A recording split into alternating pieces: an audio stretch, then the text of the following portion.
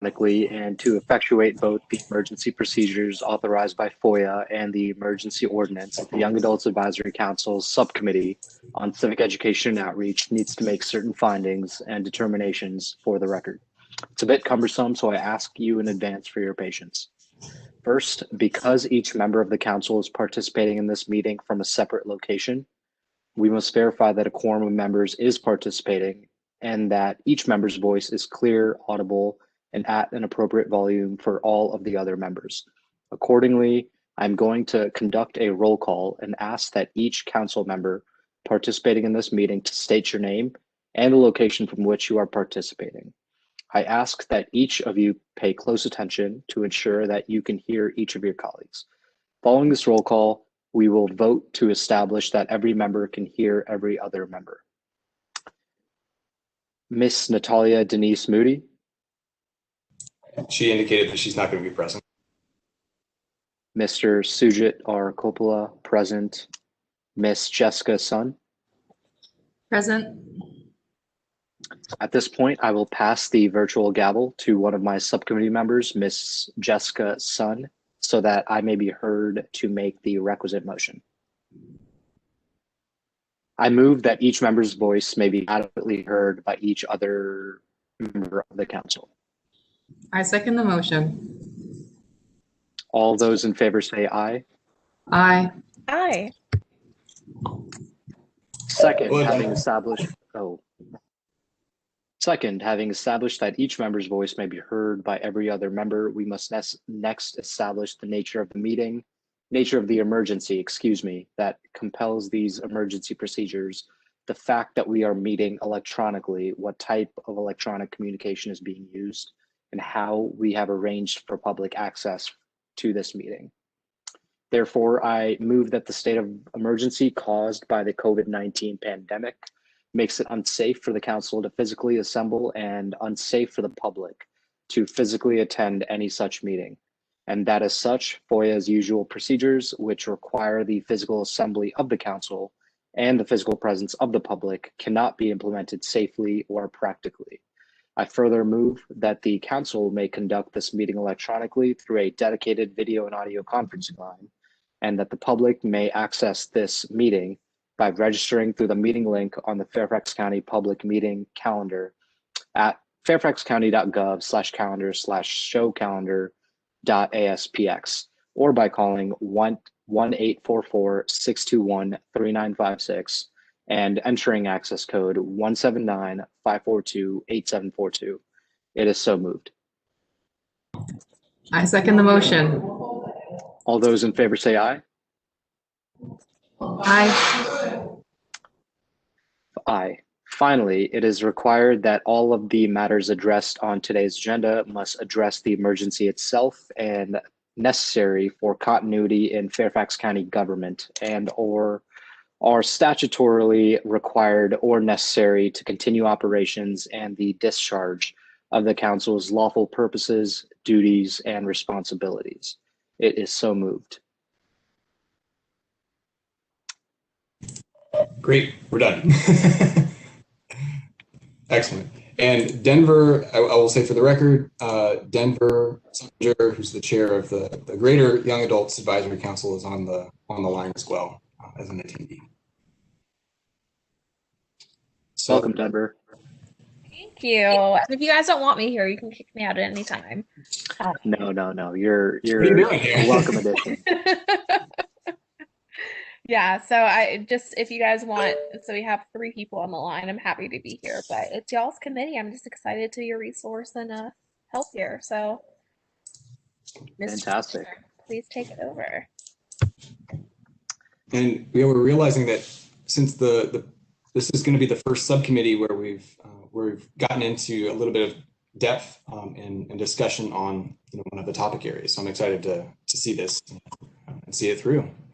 On the Sujit, you mentioned, I think we had originally scheduled this meeting for 7 to 8:30, but you and I were talking yesterday and noted we can probably, given the kind of the topic that we have and the number of people that we have, it seems like we could probably knock this out in probably about an hour. So I don't know, Jessica, does that sound okay to you? Sounds great. Okay. Very good. Well, that being said, Sujit and I talked yesterday. We came up with a list of scoping questions to help us think through the topic. And they're not intended to be anything other than just kind of more of a brainstorming, like an organized brainstorming. Because at this point, we don't have a real indication of the data needs that we have. And frankly, the problem as defined by the Young Adults Advisory Council yet. So the questions that have been developed are intended to really kind of draw that out, draw what we know currently, what our kind of operating assumptions are going into this, and where we think we should take this as a subcommittee for future recommendations to the full council. So I'm happy to, as just kind of be the note taker for this evening, share my screen. I've got a Word doc that's got the questions up and ready, and I'm happy to just take notes. And that way, the three of you can really just kind of just talk, as you see fit, and I'll just try to take notes on each of the questions. I think some of it, you'll see some overlap between some of the scoping questions, and we can just organize it later. I think really the important thing is just getting some ideas down on paper more than anything else. Does this sound generally all right to everybody? Sounds great. Cool. Sounds good. Ready? Then let me pull this up.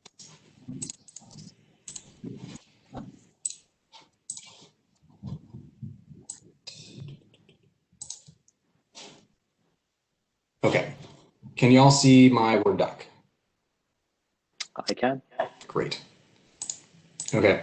So I can just start it off, and if you guys want, feel free to just start the discussion. I've got Sujit down to kind of lead the discussion, and that's totally all right. But if you want, I can just start by asking the questions and then opening it up to you guys so that you can take it away. And I'll jump in here and there, but I'd rather it mostly come from you guys, obviously being the actual council members. So. All right, so scoping question number 1, and there's a total of 8. If we don't get through all of them because we're just honing in on one, I think that's fine.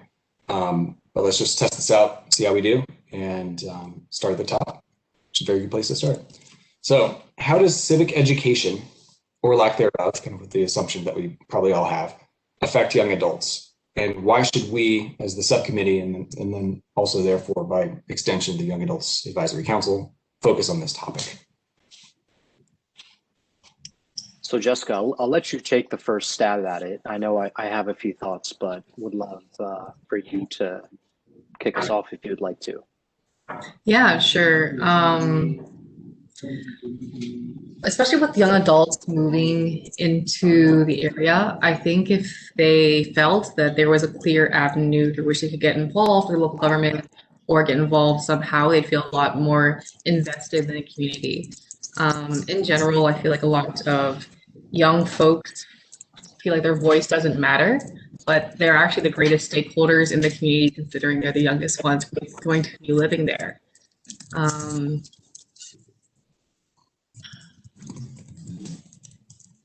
Yeah, I think that's pretty much it for this question on my side. How do you, Sujit? Yeah, I think you're absolutely right. The reason why I thought civic education outreach would be a great topic for our council in particular to tackle is because civic education is central to everything that happens currently and in the future of Fairfax County government. It essentially indicates how well the government operates, the quality of the people that go on to serve the government, the quality of the rules and regulations and ordinances that eventually get put in place. And that's precisely because that comes from an informed and literate citizenry from a civic standpoint, right? And so that all starts when people are young. And I think that millennial population, when they feel a sense of personal stake in their government, in their local government, I think by nature, there's a more effective government, because that means that they're willing to participate more. They're willing to not only get involved, but to also solicit input to the Board of Supervisors, and more. So that's the reason why I think just a whole of government, a whole of society approach to civic education is probably necessary. And if we don't need to center it just on a voting and political standpoint, I think it can also just extend to what exactly does local government do and what functions does it serve? Because I think there's much more education out there just through the outlets of social media and the news for people and the internet for people to learn about the political process and things like that. But I think there is a gap of knowledge that exists for the more utilitarian parts of government, which is what local government is, right? Things like municipal government and how do my local tax, what are, what are the ongoings of tax laws and local property tax laws and zoning ordinances. All of these things affect young people in a very intimate way without them knowing that they do. Yep, I totally agree. To summarize, it feels that young adults need to or should be involved for their sake because a lot of these decisions are being made on a county level without much young or any young adult input. While as young people, they have a great stake in the future of what's going forward. On the other hand, for the government itself, why we should have more young people come in and talk is because young people know what young people want. So we want to keep it retaining and attracting talent to the area. We should reach out to young folks more. I guess is the why of why we are doing this subcommittee, I suppose, is how I see it. And when young people feel a sense of connection to their government and to their communities, they're more likely to stay and they're more likely to establish not just a livelihood, but a home there and make a long-term plan. When they don't feel an intimate sense of belonging, when they don't have relationships in the community because of a lack of education, I think that can take the incentive of a long-term residency status out of the equation. Yep, I think that pretty much covers it. I like everything that you both said. I think one thing that we're hitting on here is it's not that people, there might be some lack for some populations of civic education, but I think in some instances it's not necessarily that there's just that. There might be plenty of education as to how things function, especially from a voting and political standpoint, but there's a disconnect between education and participation. Correct. And I think that's the thing in particular that in a lot of cases we can do a lot on with this council in terms of not just on the voting and political realm, but Susan, we're talking about kind of the function of government and how it actually just operates outside of elections, for example, but just kind of the day-to-day that the citizens can be involved. And the reason why the topic of retention is front of mind is because that's particularly what, Chairman McKay spelled out in his initial talk to the council, to the YAC, when he said that one of the core issues that the Board of Supervisors is trying to address is how to stem the bleed of young people and young adults from the county to adjacent counties that maybe have friendlier policies and more attractive regulations. And how can this county that has so much be addressing such a root problem?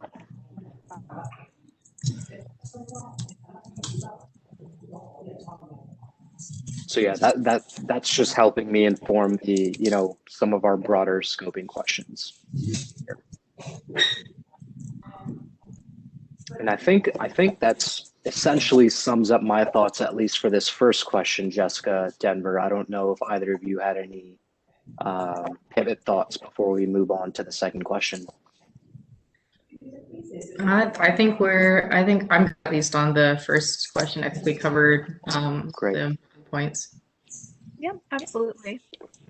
Terrific. So the second one's related. We may have kind of covered it as a part of the first one, but is there a disconnect between civic education and participation? Kind of a leading question. But if so, what might explain this?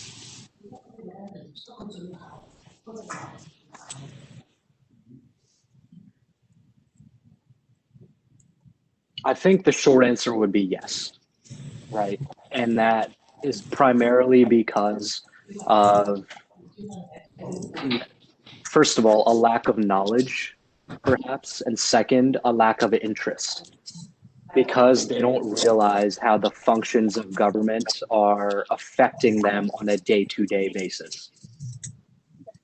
When people feel psychologically that their government will have an impact on the amount of taxes that they are choosing to pay in a certain region of the county, or the nature of the home or the living area that they're interested in living in, then I think by nature they will pay more attention.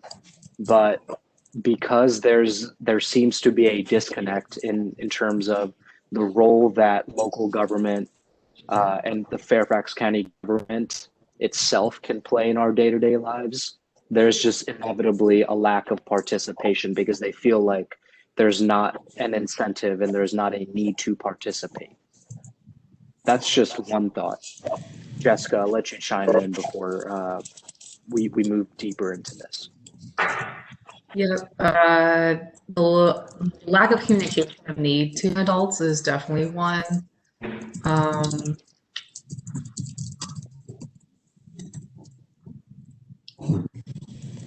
Because it's not something that young adults often do. This is not like a common thing, like, oh, let's go bowling, let's talk about local politics. A lot of politics that young people, or I guess people just in general, tune into are like national things that affect them the least compared to local government.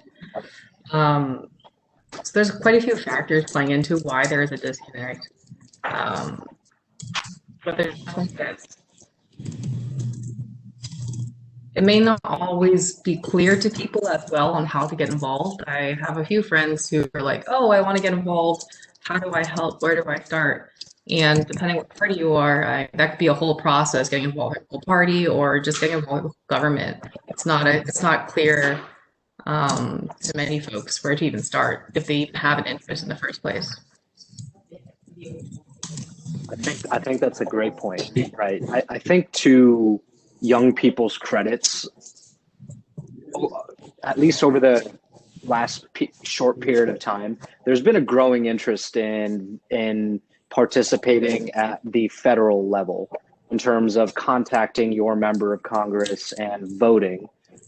But I'm not sure that same level of interest has moved to local government, precisely because they don't know how, right? There's mass marketing campaigns and there's lots of social media forums that tell you exactly how to get involved and to contact your federal officials, but they don't. I think that is still a bit of a mystery at the local level. I think it's safe to say that the vast majority of young adults in Fairfax County probably wouldn't know who their local supervisor was. And that is just as big of a problem as not necessarily knowing who your state elected officials were, or your federal officials were, because they're enacting policies that will affect you to the same extent as those other levels of government. Or more. Or more. Yeah.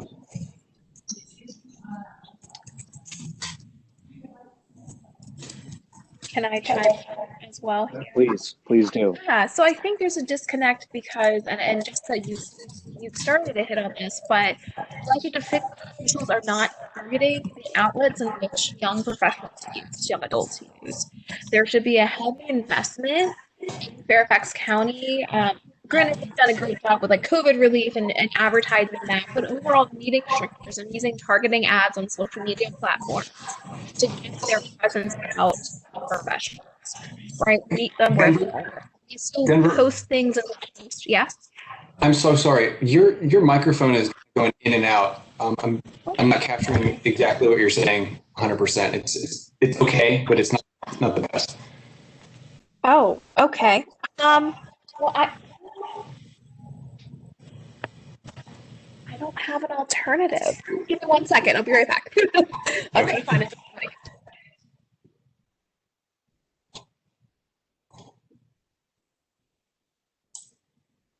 But yeah, to pull on Denver's point a little bit more, just while she's gone, until she comes back, I think Fairfax County needs to make it easier and needs to make it less complicated and to remove the hurdles that exist to get involved and to make young adults' voices heard.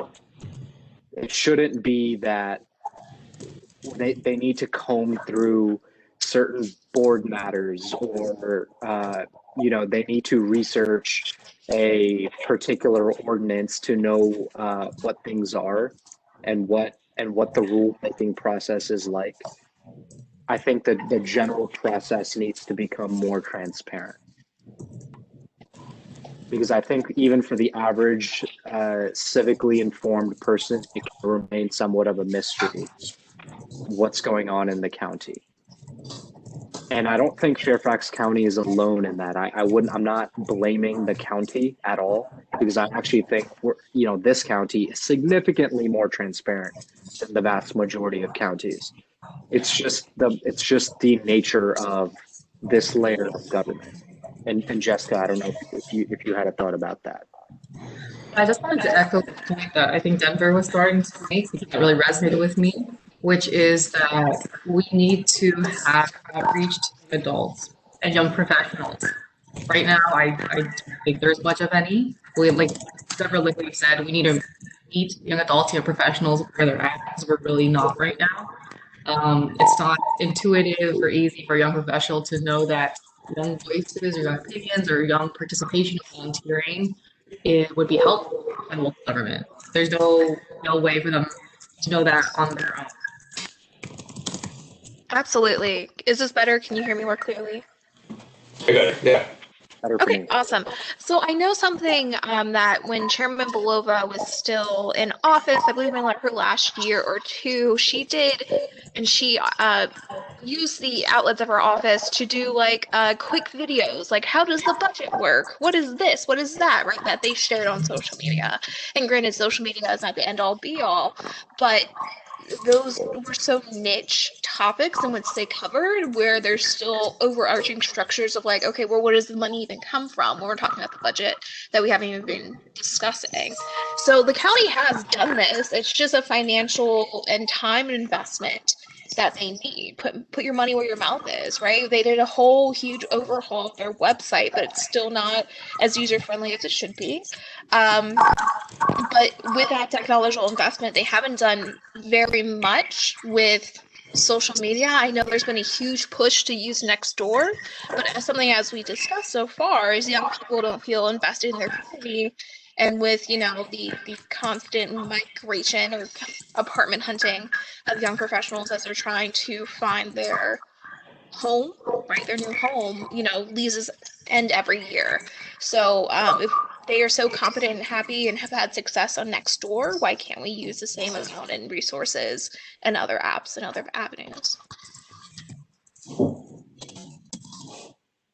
Yeah, that's absolutely right. It just strikes me that probably the most technologically savvy county in the state, let alone probably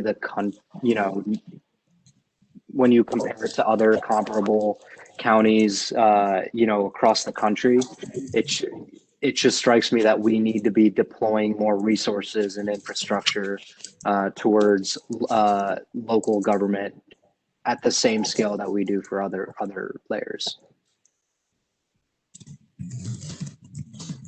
Right. And that kind of brings into like the definition, which I know the county has been, and we're not going to be the fixing agent, but we might be the power, like the spark behind this, but how the county defines outreach, because unfortunately their outreach is a little outdated. It's a little traditional. And how do we break those boundaries and realize putting a flyer up in a community center that only sees a few thousand folks a week is not outreach? We definitely need to bring our outreach into the 21st century, right? It's, driving across the street and seeing a public notice isn't going to cut it anymore, right? There has to be more creative ways that we're conducting outreach. Yeah, and that was a huge thing while working for the county. Like, we would notify the public hearing by the yellow signs on the side of the road, and people are like, why can't you just call me? Like, why didn't I get a letter? Granted, getting a letter is a huge expense, but it brings to light that, other departments, this is across the board, everyone's feeling that we're lacking in how we're informing and educating folks, which the county has benefited from, right? Because fewer folks show up, there has to be fewer concessions. So it's a tactic that government has been using since its inception, right, to keep things at the status quo and not reform their processes. Yeah, like the yellow signage is your classic definition of meeting the threshold for the sake of doing so, right? It's not actually to widen the exposure, it's to meet a rule and to check a box, right? And I think by using the internet to increase communication and to widen the scope of information, I actually think that costs won't be as high as people think they are, particularly if they're being deployed in the cloud or in forums where the county doesn't have to invest a lot of financial capital.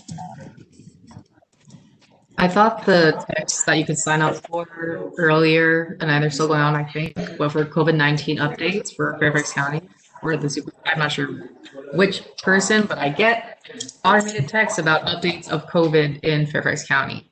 And that was really easy for me to just text and sign up for. So more of that kind of thing would be really good, I think.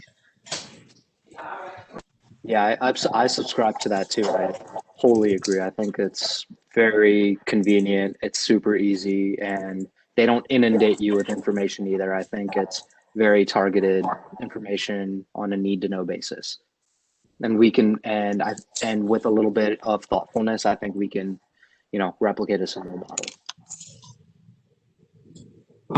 This is great. One thing that I've just on the planning end of things that I've noticed is, pre-pandemic, a lot of our meetings that we would hold on planning related stuff was always done in person. You'd go to a community center, but it was very rare where we would be recording the meeting, certainly not doing like a, extension via Zoom or WebEx or whatever that would allow for virtual participation. And it's something that we've been thinking through on our end, which is once the pandemic's over and we can meet in person, what do we do? Do we go back to just BAU, business as usual, where we go back to, the Annandale Community Center and just, talk about Annandale stuff? But do we do just how we used to do things? Or has this kind of transformation, this forced transformation where we're meeting virtually now all day long, has that kind of opened up the genie, so to speak, to where we can't close that back up again, that lamp back up again? Should we continue with virtual as a component, I guess, of future outreach?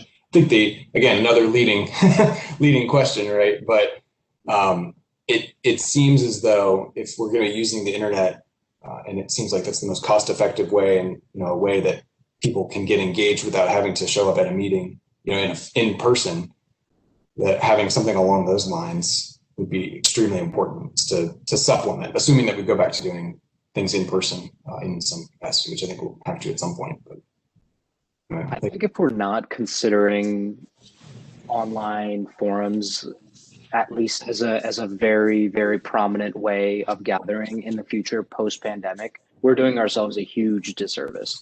It's not something that we can just enforce, right? It's not something where we can say, okay, come 2022, we're all going to revert back into in-person gatherings. I think that's unrealistic and probably will just not fly from a enforcement standpoint. So online gatherings in some capacity, I think it's too early to predict how, just how consistent they will be. They are here to stay in some capacity. So I realized I was typing this and I could just unmute myself. But I would love for our council as a whole to do either a resolution and a letter to a board on this, and in recognizing that the board should be allocating funds now to get the technological infrastructure, whether that be like a live cam that we can put at the Annandale Community Center, whatever that looks like. So we quote unquote go back to normal. Right, they're already in hand. There isn't going to be a lapse where our regular folks who've been holding up progression in the county in some ways, or have been the prominent players, will go back to dominating these spaces. So if they aren't investing in the technology to do this, we should be doing that. Definitely agree with Sujit and Denver on that. I think it would be absolutely a shame, on Sujit's earlier point, that as the rest of the world modernizes and get used to this and it's here to stay, that Fairfax County just went back. I think would be a huge loss for us. And I really agree with Denver's point about the council as a whole making a resolution for that and asking for funds. That's a great point. I know Lee also brought up at some point during one of the meetings that we should have a serious effort to have more things online where people can sign in online. It's a lot more accessible, especially for young people who may not have a car, may not be able to drive or work, whatever, different hours and stuff like that. It's we're definitely encouraging increased community participation if we make online meetings accessible, online forums accessible.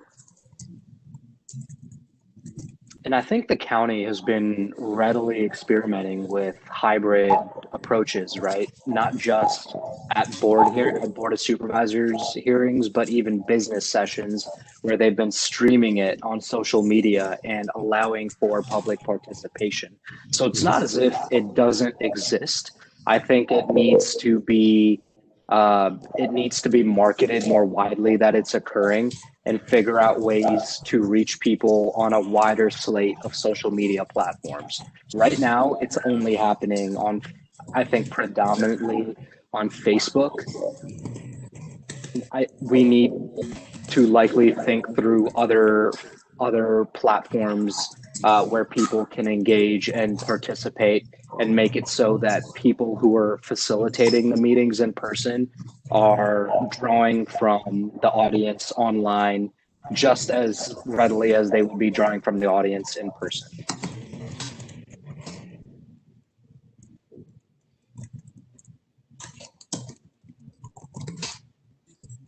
Like, I know that I sit in and I've sat in and I've contributed questions at, Walter Alcorn's town halls before, and business matters before. And he does a good job of taking a concerted look at who is contributing online, and that needs to become more of the norm as more people will be engaging online compared to in person, particularly young professionals and young adults. They are much more keen on participating online than they are in person. At least right now. I'm not sure how it will look in the future.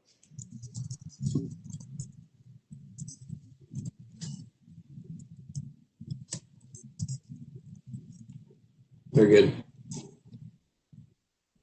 This is great. That being said, we do have 5 more questions. Yeah, no, I'm all set for that last. Yeah, I'm all set for this last question, unless any of you have any final thoughts before we move on. I think that Jessica hit on something that I think is really key when we're thinking about just access to government from an equity standpoint as well. Talk about, helping young adults who don't have a car and how that, going to a virtual space really is a huge boon to being able to, help some people participate just because they have, don't have a car, or for example, if it's in a location, if the meeting's gonna be held in a location where it's not terribly transit accessible. One of those locations, funny enough, is the government center. You have an annual, or not an annual, after a certain hour, there's only a bus that comes once an hour, late in the evening. And so if you miss the bus, there's no other transit that's coming for another hour. And then after a certain point, obviously it just stops entirely. So what does that mean? For people that don't have a car, or would show up, it's just that they can't be sure that the bus is that they're gonna be there in time to meet the bus. So that's a huge equity consideration, even just beyond young adults. Of course, it's for anybody of any age. In a lot of our public hearings, I know at the Planning Commission where I spoke at went until 1 a.m., 1:30, something like that, and that's not uncommon. And I didn't get a call until like 11:45 in the evening for my testimony. So yeah. Was that last week at ZMOD? Yep. Yeah. Yeah. I think back in November. I did a PC hearing for one of my projects, and I think we went until 2:45 in the morning. It's not uncommon. It's not every time, but it's not uncommon. They go late. So that's why internet online forms a great equalizer if done appropriately, right? It's just much easier to solve. It addresses the transportation issue, but it also addresses the outreach equity issue, where people who might not have access to a car or another mode of transportation and are worried about being out late at night, community members and people from demographics who live further away aren't in a position of advantage as people who have all of these things and are in closer proximity. So that's why, really, really being thoughtful about using the internet in a much more equitable way, but being thoughtful about ways we can do so to widen the accessibility factor is going to be key. And that kind of brings, and I mean, granted, no one has a solution, and I wouldn't expect our council to have a solution, but how do we engage our first generation folks, our immigrant population, who might not come from cultures in which active participation in government is a normal thing, where you don't even know what the levels of government in the, state country are, right?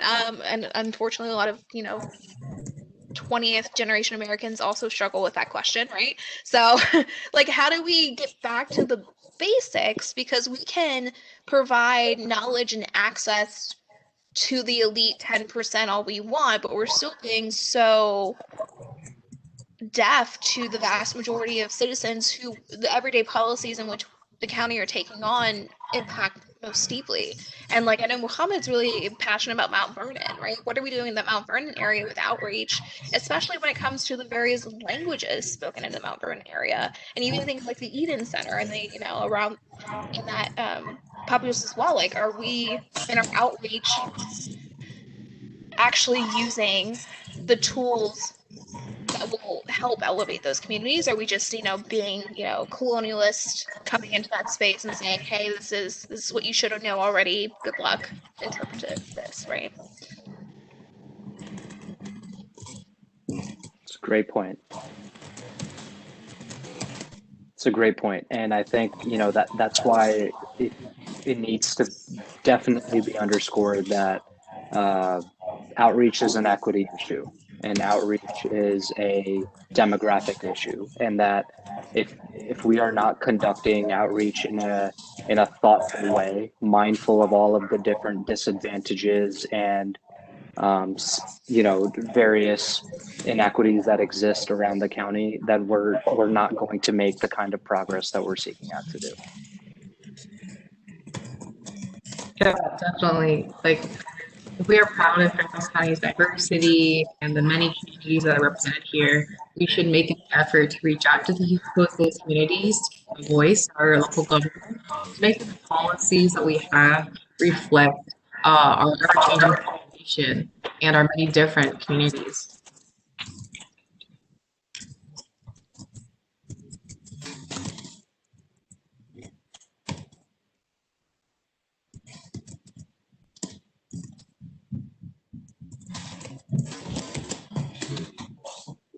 Great stuff. It was excellent.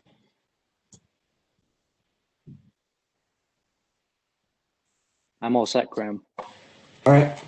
Well, great. And we can come back to it if we want to. The next one's a bit different. So what are the consequences of the status quo? Status quo regarding outreach and civic education. I think they're related topics, obviously, but they are slightly different.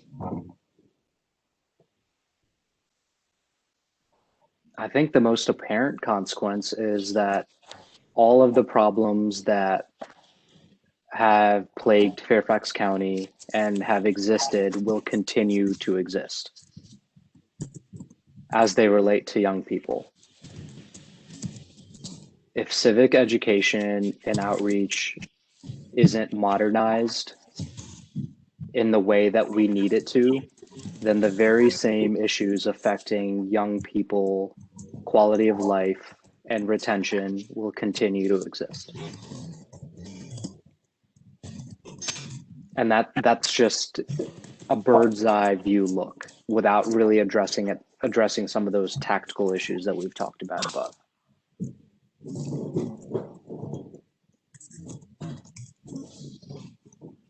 Right. If we don't reach out to the young adults in the community, if we don't reach out to a diverse set of populations among the young adult community or the populations in general, then we will continue making policies that only reflect opinions of a few, and that is not what a government should strive for. We should strive to represent all people as equitably as we can.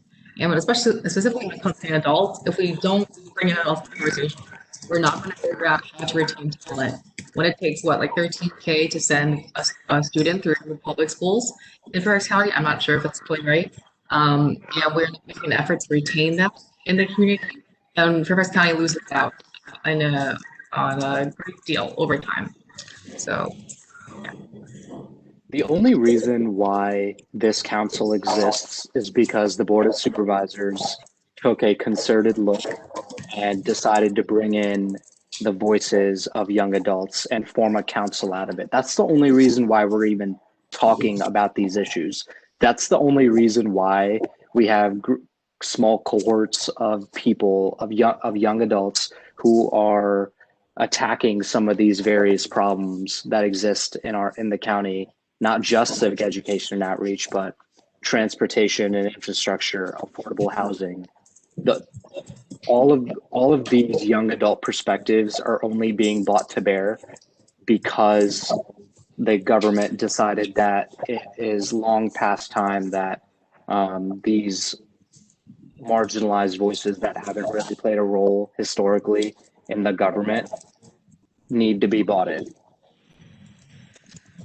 And that's a civic education issue, right? And if the previous status quo hadn't changed, then it would have just continued to subsist.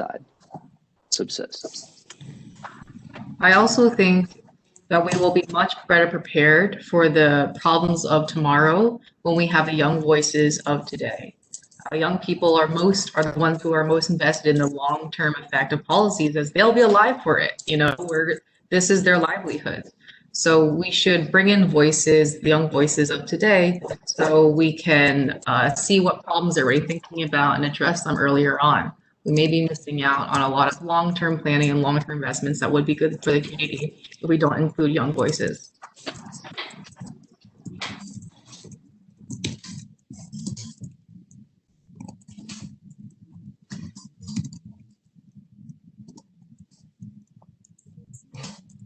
I think that about captures my thoughts for this section, Jessica, unless either of you have any final things we wanted Broach. Okay, Denver says she's good to go. I'm good on this question as well. Graham, you. Yeah, I like it. I think it's great. I think that, one of the things that we saw, Denver, you were probably on the ZMod call all the whole night, or at least until it was your turn to speak. But I think that one of you had indicated, if we don't have outreach to the young adults, you're going to hear the voices of only a few. And that's 100% right. It's like the squeaky wheel gets the oil, so to speak. And in a lot of times in government, this is just kind of the way it is because we're very busy. But we hear from certain voices, and because we're trying to be responsive to the citizenry, we try to address the problems that we hear about.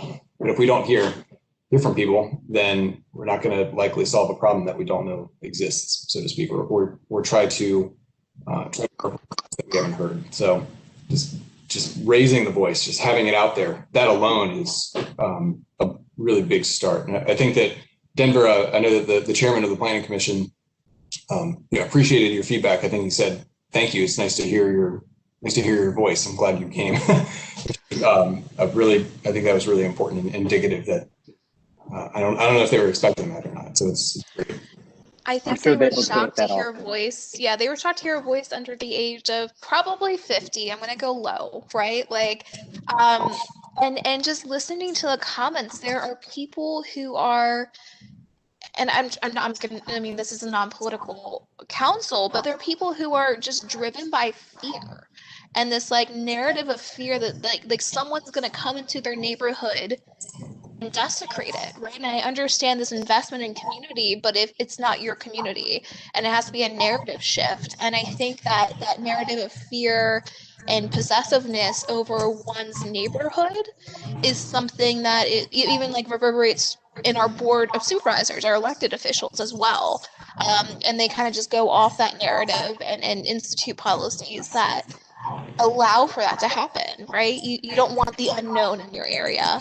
And unfortunately, young people are not known in this area, so you don't want young people. But yeah, it's very illuminating. And how do we empower and provide, folks even a seat in the room, not necessarily at the table, to know what's going on, I think is our first feat. Great. All right. Well, unless there's other thoughts on this one, consequences of the status quo, I think we'll probably move on to the next one, which it's starting to bleed together, and I think this is kind of it's okay. I think that means we're having a good discussion. Challenges and opportunities associated with civic education that impact the retention and attraction of young adults in the county. I know we've talked about the challenges, but what do you guys think about this? It's a slightly different question, and I'm interested in particular on the opportunities, because I think that that's a different thing that we haven't really discussed. I would point out with 9 minutes left, I am very curious about 5 and 6.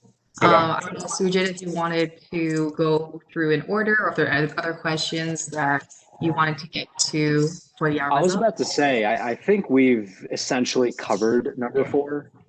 So I think we can definitely go ahead and in a way, we've almost covered 5, Jessica, haven't we? That we've talked about what it would look like in a broad sense, but would love to hear your thoughts on kind of specific outreach methods if we want to cover.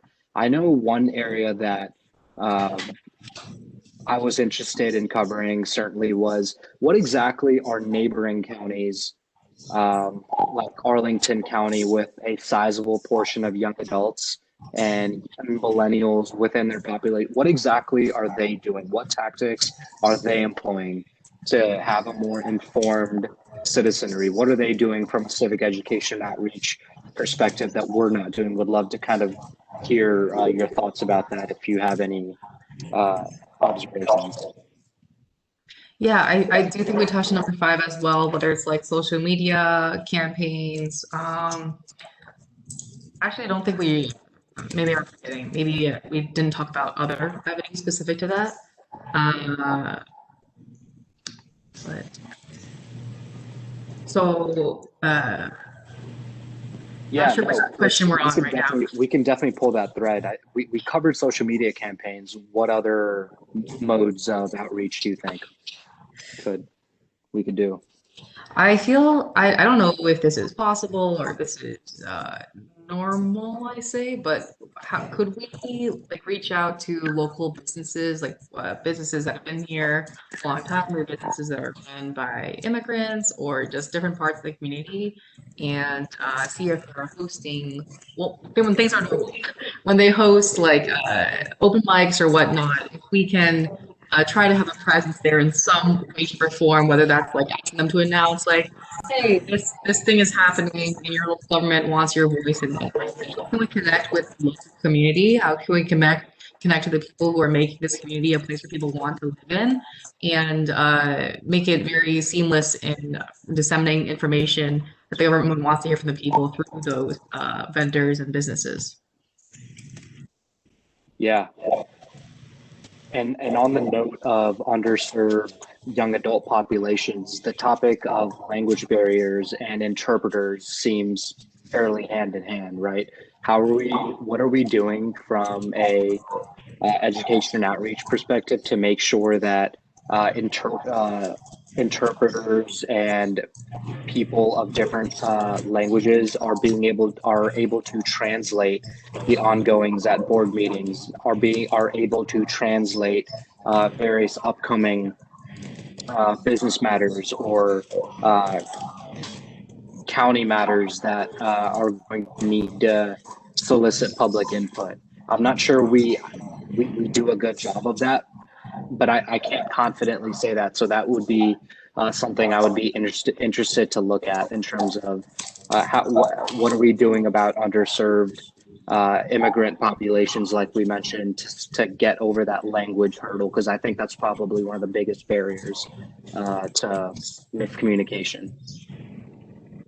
I also think I know we have some programs in school, high school, where sometimes elected officials, or maybe it's more just a political thing, a campaign thing, but if we can have more of a presence in civic education in high school and get started early in that sense, let them know that their opinion matters at age, I think that's important. I'm actually not aware of, I know there's something, but I'm not aware of what it exactly looks like our existing efforts for civic education and bringing in day-to-day application of civics education into government, but I think that'd be a good thing to. So, from my experience, just working for a state legislator, it's honestly school to school, teacher to teacher discretion in those spaces. Some teachers will reach out and be like, "Hey, you're the House delegate. Would you mind come talking to our students?" There's one school that I'm blanking on its name. It just went through a bunch of renovations, where half of it was closed.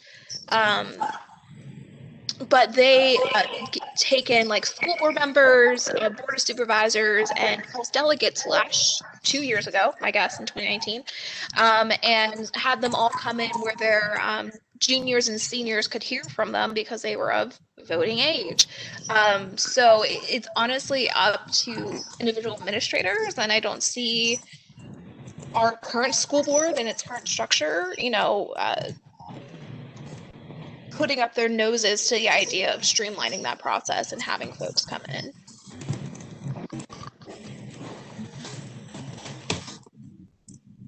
Remember in high school, I went to Herndon High School, which is part of the CPS system, of course, and we had a political science class. I didn't take, my sister took it, but that was great, not so much for the local level in terms of participation, but it had this internship that it would secure. It was like guaranteed placement in either a House of Representatives office or a senator's office to go work there. A couple of days a week after school, you just carpool into DC. And so, I mean, it was only open to seniors, I think, who were 17, 16, 17, 18 years old or so. But I always thought that was a really, really cool thing. And I don't know if there's opportunities for doing something similar to get people, that are emerging young adults, so to speak, to get involved, not just at the federal level, which we know is kind of it's the shiny object. Everybody talks about it right now, and that's part of probably why it's one of the issues that we're grappling with, and was mentioned earlier. But I wonder if there's an opportunity to do something like that along the local level or at the local level more systematically, because you could always just get an intern or a specific supervisor, but if there's no policy or specific program or anything like that, then that might be something that's worth looking at. Absolutely, and I know Melanie would want to say, like, how are we reaching out to Nova students and how are we reaching out to Mason students? Because Mason students stay around, right? Most people are attracted to this area because of its proximity to DC and the job market there. So how are we getting them invested before they even think about leaving and moving on to different institutions? In Denver, thanks for highlighting the ASL disability accessibility issue. That was definitely top of mind for me. Omitted that accidentally, but yes, I think right on the par of language needs to be disability access, and I think ASL is a prime community that we need to make sure is being targeted.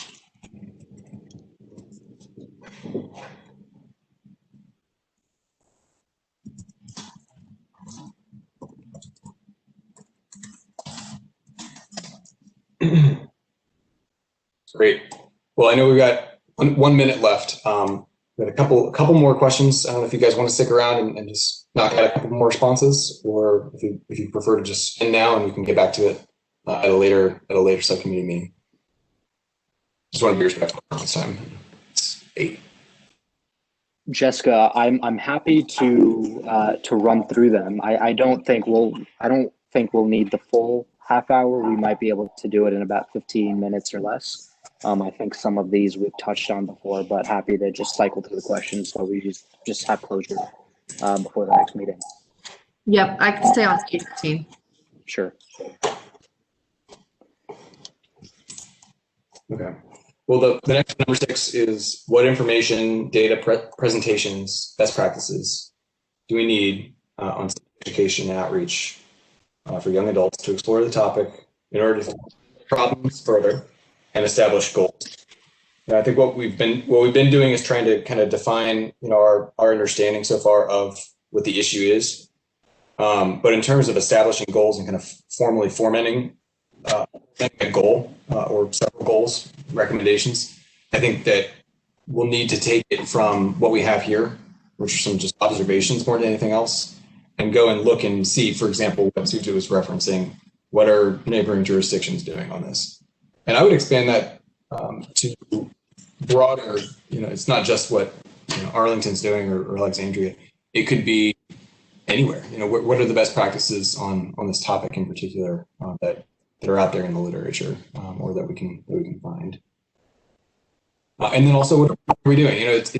Fairfax is a huge place. As you'll probably note if you're looking at the back page, there's so many boards, authorities, and commissions, and so it's easy to miss out on something that our particular group is already starting to do, and they might be doing it very well. It's just that they're not, we're just not aware of them. So just a couple of thoughts there, because I think that there's good information out there on how to do this in a more robust. Yeah, no, I didn't mean to just limit us to neighboring jurisdictions to Fairfax County. I just wanted the models that we chose to research to be as comparable as possible, right? So it's a good point, right? I just thought of Arlington County just because of their share of young people. What are they doing? What tactics are they employing? What facets of local government exist that we don't in Fairfax County, right? And I just figured that by being able to, recycle some best practices from them could, possibly yield some results for us here. They're also our competitor.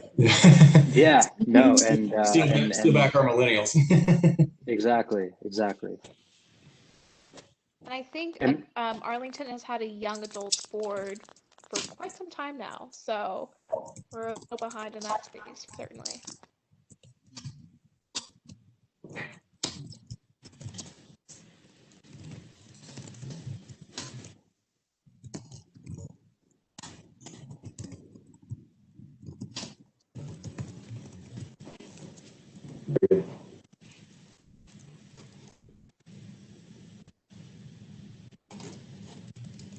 All right.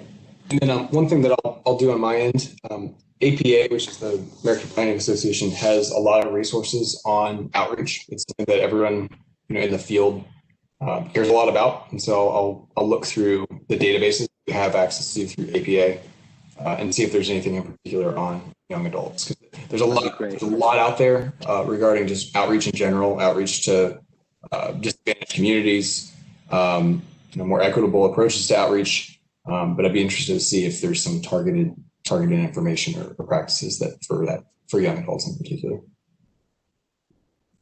yeah, that'd be great. And just looking ahead, I almost think question number 8, Graham, we might have already covered that part, because that's just touching on equity considerations for different types of outreach. And I think what Jessica was highlighting regarding, sustained and focused outreach on underserved communities using different modes of outreach, I think we've covered that. So I agree. We can probably do away with that for now and just close the weave on number 7 at the end, because I think that's the impact of voting and civic participation could probably be a good bookend. Sounds good to me. All right, so last one then. How does civic education literacy impact voting among young adults? Jessica, I'll let you take the first stab. I know I had some thoughts. Yeah, increase of education literacy would definitely improve turnout among adults, and I think improved voter turnout is good for government in general. Sometimes a lot of my friends won't even know that Virginia votes every year, or those kinds of things, are only voting presidential elections. And even those who find out, oh, there's more than just are aware and see those types of elections, when they actually get to the election booth, they often don't know who they're voting for, what they're voting for, and it makes them nervous about actually going to vote. Being proactive about that and getting young people involved in civic education early on, so they know what they're voting for, and they are better able to be more confident in their decisions, will I think be a great help getting voters out among the young people.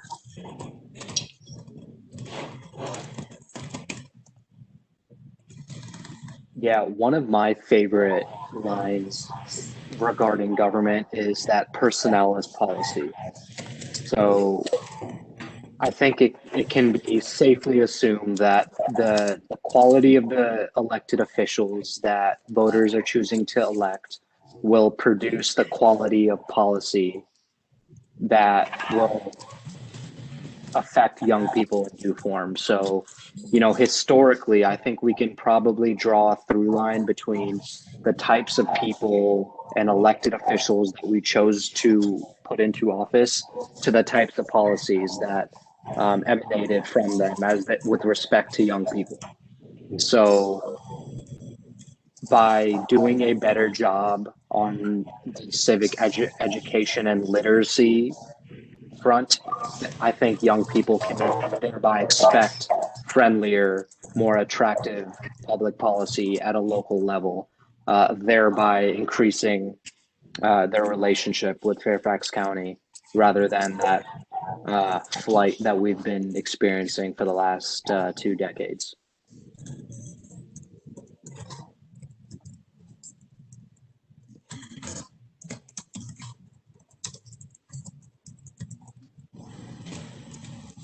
And by ensuring that local level elections and participation is comparable to that of every other layer of government, I think we can expect young people's voices and issues concerning young people to be weighed much more heavily than they've been in the past. The reason why policy catering to young people is much more in the spotlight now at the state level and at the national level is by design. It's because young people have been voting more and they represent a much larger constituent base. And I think if the same can be done locally, then we can expect friendlier policy accordingly.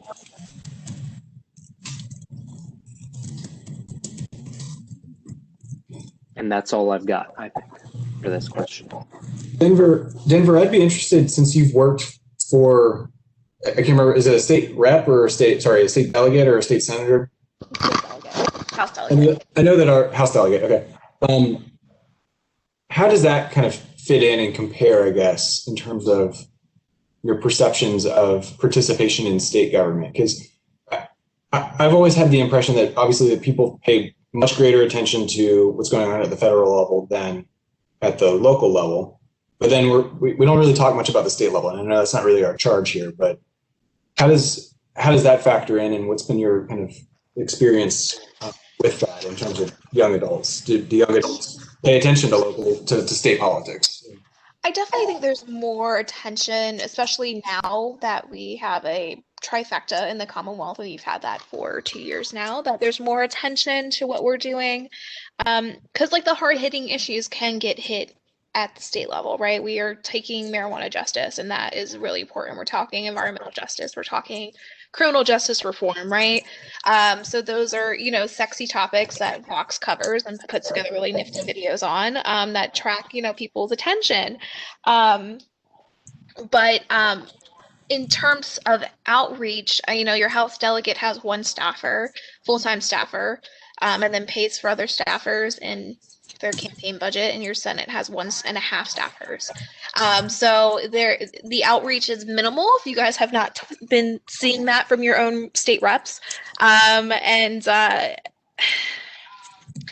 I think this should, and this is something we could definitely push to the board, is have a collaborative approach, because people come to House delegates with local issues in which they have no jurisdiction. And I know from working with the board supervisor's office, like, people come with larger issues and we're like, well, we're a Dillon Rule state. We cannot control that, right? We do not have the express permission. This is something that's regulated at a higher power, and it's a point of contention. Granted, those moments are learning in moments where I hope that staffers who are at that crux educate their constituents.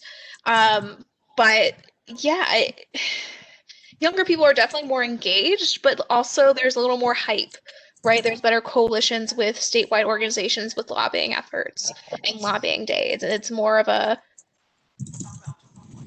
I don't even know, I wouldn't say performance, but like the whole going down to Richmond and getting engaged, where, we don't really have that pressure and that buy-in from organizations at the local level as well. So like, how can we partner with the NAACP to get their members involved and have their voices elevated, because they're a huge component of that. Virginia Justice Democrats and their Nova office, right?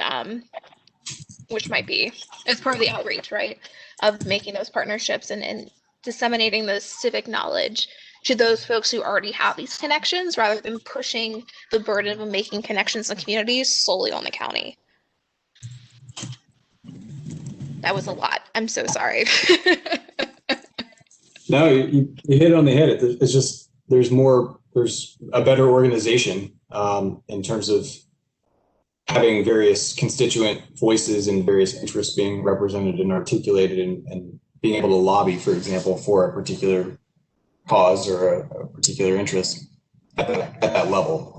It's not that people don't lobby at the local level, it's just that it's more organized and entrenched, I guess you could say, not in a bad way, just there's an infrastructure in place for lobbying that's more clear cut, I would think, at the state level than at the local level.